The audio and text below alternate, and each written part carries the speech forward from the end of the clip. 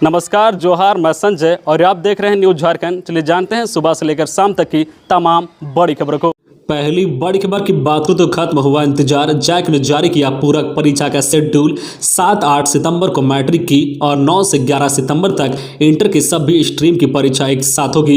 Inter और matric में fail student का इंतजार समाप्त हो गया है। झारखंड एकेडमिक काउंसिलिंग जैक ने पूरक परीक्षा का शेड्यूल जारी कर दिया है। परीक्षा का आयोजन 7 से 11 सितंबर तक किया जाएगा। मैट्रिक की परीक्षा 7 और 8 सितंबर को आयोजित की जाएगी। वहीं इंटर की परीक्षा 9, 10 व 11 सितंबर को 2 सिटिंग में होगी।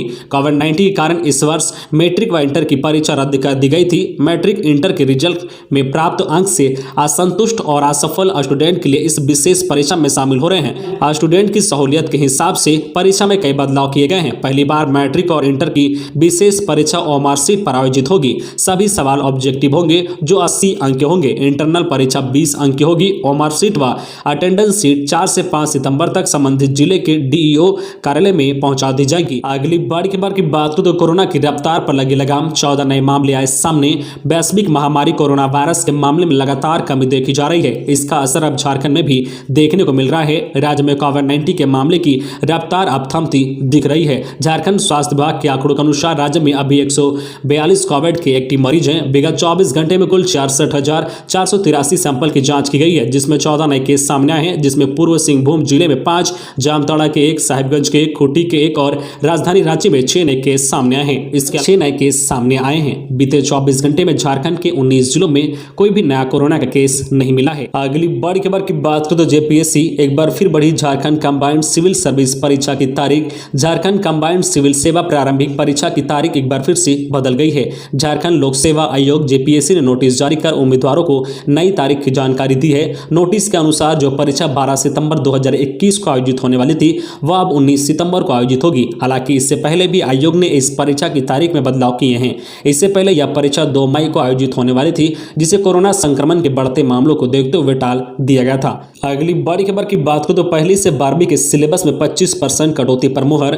पहली से 12वीं कक्षा के पाठ्यक्रम में 25% कटौती के प्रस्ताव पर सहमति बना ली गई है। झारखंड शिक्षा परियोजना परिषद की राज्य परियोजना निदेशक किरण कुमार पासी की अध्यक्षता में आयोजित बैठक में इस पर मुहर लगाई गई है। इसमें सभी विषयों से 25% पाठ्यक्रम में कटौती की सहमति दी गई है। साथ ही अंग्रेजी समेत वैसे विषय जिनमें कठिन अध्याय हैं और उसे नहीं पढ़ने से नुकसान नहीं है तो उन्हें भी संशोधित सिलेबस से हटाने को कहा गया है। वही बैठक में 9वीं से 12वीं की छमाही और वार्षिक परीक्षा झारखंड एकेडमिक काउंसिल की ओर से लेने पर भी मुहर लगाई गई है। इसके अलावा पहली से 8वीं तक की छमाही परीक्षाएं झारखंड शैक्षणिक अनुसंधान और प्रशिक्षण परिषद द्वारा लेने और 8वीं की वार्षिक परीक्षा जेक द्वारा लेने को भी मंजूरी दी गई है। खबरों में आगे बढ़ने से पहले आपसे रिक्वेस्ट है कि अगर आप चैनल को सब्सक्राइब नहीं किए हैं तो प्लीज चैनल को सब्सक्राइब करके बेल आइकन प्रेस कर दे, जिससे आपको झारखंड की हर छोटी बड़ी खबर का अपडेट आप तक पहुंचता रहे। चलिए बढ़ते हैं खबरों की ओर। अगली बड़ी खबर की बात करें तो राज्यपाल रमेश बिष्ट ने टेबल टेनिस खिलाड़ी भवीना पाटिल को रजत जीतने पर दी बधाई। कही ये बातें टोक्यो ओलंपिक में टेबल टेनिस खिलाड़ी भवीना पाटिल को रजत जीतने पर झारखंड के राज्यपाल रमेश बिष्ट ने बधाई दी है। झारखंड के राज्यपाल रमेश बिष्ट ने ट्वीट कर लिखा है कि देश की बेटी भवीना पाटिल को टोक्यो ओलंपिक 2020 में टेबल टेनिस सिंगल्स प्रतियोगिता में रजत पदक हासिल करने हेतु अनेकानेक बधाई व शुभकामनाएं। आपकी इस उपलब्धि पर देश को गौरव तथा जो अपनी कृति से आप युवाओं व भावी पीढ़ियों के लिए प्रेरणा की मिसाल बनी है। अगली बड़ी खबर की बात करें तो त्योहारी सीजन में 30 सितंबर तक ना उमड़े भीड़।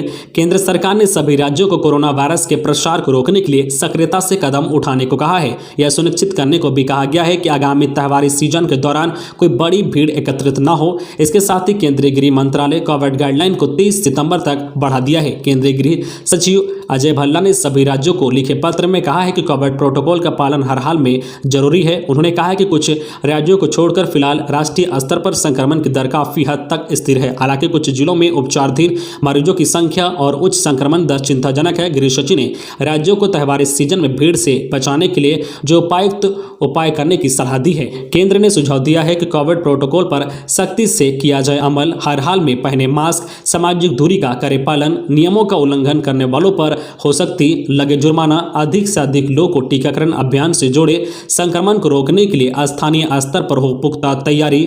अगली बड़ी खबर की बात करो तो राष्ट्रीय खेल दिवस। अब खेलोगे कूदोगे तो बनोगे नवाब। धोनी, दीपिका, असुंता व निक्की के प्रदर्शन से आया बदलाव। एक समय था जब लोग कहा करते थे पढ़ोगे लिखोगे तो बनोगे नवाब, खेलोगे कूदोगे तो होगे खराब। लोग चाहते हैं कि उनके बच्चे पढ़ लिख कर सरकारी नौकरी करें, लेकिन अब लोग का नजरिया बदलने लगा है।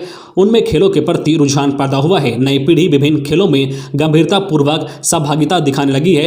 एक तरह से कहें तो खेल उनकी जिंदगी का हिस्सा बन चुका है। अब लोग भी चाहते हैं कि उनके बच्चे पढ़ाई के साथ साथ खेल में भी उत्कृष्ट प्रदर्शन करें। पिछले कुछ वर्षों में विश्व पटल पर परचम लहराने वाले राज्य के खिलाड़ियों और सरकार की ओर से खेलों व खिलाड़ियों के विकास के लिए किए जा रहे कार्यों ने आम लोगों को जागरूक किया है। अगली बड़ी खबर की बात करें तो लॉज हॉस्टल संचालकों को पुलिस की चेतावनी। आपराधिक वारदात में छात्रों का नाम आया तो होंगे जिम्मेदार। दुमका जिले में हाल के दिनों में निजी हॉस्टल में रहकर पढ़ाई करने वाले स्टूडेंट की ओर से आपराधिक घटनाओं को अंजाम देने की बात सामने आने के बाद पुलिस सख्त हो गई है। पुलिस ने लॉज और हॉस्टल संचालकों पर शिकंजा कसना शुरू कर दिया है। पुलिस ने हॉस्टल संचालकों को सख्त निर्देश दिया है कि हॉस्टल में रह रहे छात्रों का पूरा बायोडेटा रखें। इसके साथ ही छात्रों की गतिविधियों पर नजर रखने के लिए हॉस्टल परिसर में सीसीटीवी लगाने का आदेश दिया गया है, वरना उन पर भी कार्रवाई होगी। अगली बड़ी खबर की बात करें तो हाईकोर्ट में कल अवकाश। झारखंड हाईकोर्ट में सोमवार को जन्माष्टमी का अवकाश रहेगा।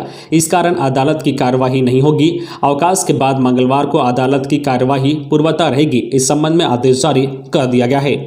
अगली बड़ी खबर की बात करें तो सदर अस्पताल में अब ऑनलाइन सलाह। सदर अस्पताल रांची जल्द ही ई अस्पताल में तब्दील हो जाएगा। वर्तमान में सदर अस्पताल में डॉग वाइट्स, इमरजेंसी, पीडियाट्रिक्स सहित सभी तरह की जांच और ओपीडी को ई अस्पताल सर्विस से जोड़ा जा चुका है। सिविल सर्जन डॉक्टर विनोद ने बताया है कि 15 दिनों में रांची सदर अस्पताल को पूरी तरह से ई अस्पताल में तब्दील कर दिया जाएगा। ई अस्पताल में तब्दील हो जाने के बाद सभी मरीजों के रिकॉर्ड अस्पताल प्रबंधन और मरीज दोनों के पास उपलब्ध होगा। मरीजों को रजिस्ट्रेशन के दौरान जो नंबर मिलेगा उसके जरिए या फिर जो है फोन नंबर के माध्यम से अपने समुचित इलाज की जानकारी प्राप्त कर सकेंगे। अगली बड़ी खबर की बात करें तो पीएचडी कोर्स में रजिस्ट्रेशन। जेयूटी से बीटेक पास भी ले सकेंगे। अब पीएचडी कोर्स में एडमिशन बीटेक पास आउट अभ्यर्थियों के लिए अच्छी खबर है। अब जो पीएचडी रिसर्च वर्क के लिए एमटेक परीक्षा उत्तीर्ण होना जरूरी नहीं है। झारखंड टेक्निकल यूनिवर्सिटी जेयूटी से अब बीटेक पास अभ्यर्थी पीएचडी कोर्स में रजिस्ट्रेशन करा सकते हैं। जेयूटी के बीसी प्रो प्रदीप मिश्रा के निर्देश पर आदेश जारी कर दिया गया है। आदेश में कहा गया है कि तकनीकी संस्थानों के वैसे फैकल्टी जो पिछले 3 वर्षों से पढ़ रहे हैं वे सीधे पीएचडी कोर्स में एडमिशन ले सकते हैं। इस नियम के चलते अब निजी तकनीकी संस्थानों के फैकल्टी को पीएचडी करना अनिवार्य हो गया है और पीएचडी में एडमिशन लेने वालों को बीटेक की परीक्षा में 8 या इससे अधिक जो है सीजीपीए अंक का होना जरूरी है। अगली बड़ी खबर की बात करें तो कृष्ण जन्माष्टमी। इस बार जन्माष्टमी पर वासाही महायोग जैसा श्री कृष्ण के जन्म के समय द्वापर युग में बना था। श्री कृष्ण जन्माष्टमी 23 अगस्त को मनाई जाएगी। जन्माष्टमी पर इस वर्ष दुर्लभ योग बन रहा है। यह योग वैसा ही है जैसा कि द्वापर युग में भगवान श्री कृष्ण के जन्म के समय था। पंडित रामदेव पांडे ने बताया कि भगवान श्री कृष्ण का जब जन्म हुआ था तब तिथि जो है अष्टमी थी, नक्षत्र रोहिणी था और समय अर्धरात्रि थी। इस बार भी यही योग है। भगवान श्री कृष्ण की जो है जन्माष्टमी तिथि अष्टमी को, नक्षत्र रोहिणी में और अर्धरात्रि को मनाई जाएगी। अगली बड़ी खबर की बात करें तो साइड हैकर बनाया फर्जी प्रमाण पत्र। रांची पुलिस की लाख कोशिश के बावजूद साइबर ठगी थम नहीं रही है। नए नए संस्थानों को टारगेट कर लोगों को ठगी का शिकार बनाया जा रहा है। ऐसा ही एक मामला सदर अस्पताल का सामने आया है। साइबर ठगों ने सदर अस्पताल के जन्म मृत्यु प्रमाण पत्र की वेबसाइट का आईडी और पासवर्ड हैक कर लिया है। इसके बाद फर्जी जन्म और मृत्यु प्रमाण पत्र जारी किए जा रहे हैं। करीब एक सप्ताह में 2 दर्जन से अधिक लोगों का फर्जी जन्म और मृत्यु प्रमाण पत्र जारी किया जा चुका है। इसकी जानकारी मिलने के बाद सदर अस्पताल के उपाधीक्षक डॉक्टर जो है एसएस मंडल ने साइबर सेल और लोअर बाजार थाने में शिकायत दर्ज कराई है। दर्ज शिकायत में यह आरोप लगाया गया है कि आरोपियों ने रांची के अलावा राज्य के कई जिलों के लोगों का फर्जी प्रमाण पत्र जारी किया है। दर्ज शिकायत के बाद पुलिस मामले की जांच में जुट गई है। तो ये थी आज की झारखंड की टॉप बड़ी खबरें। इसी तरह झारखंड की हर छोटी बड़ी खबर देखने के लिए आप हमारे चैनल न्यूज झारखंड चैनल को सब्सक्राइब करके बेल आइकन प्रेस कर दीजिए, जिससे आपको झारखंड की हर छोटी बड़ी खबर का अपडेट आप तक पहुंचता रहे। तो आज के लिए बस इतना ही। हमें दीजिए इजाजत, फिर मिलते हैं नेक्स्ट न्यूज में।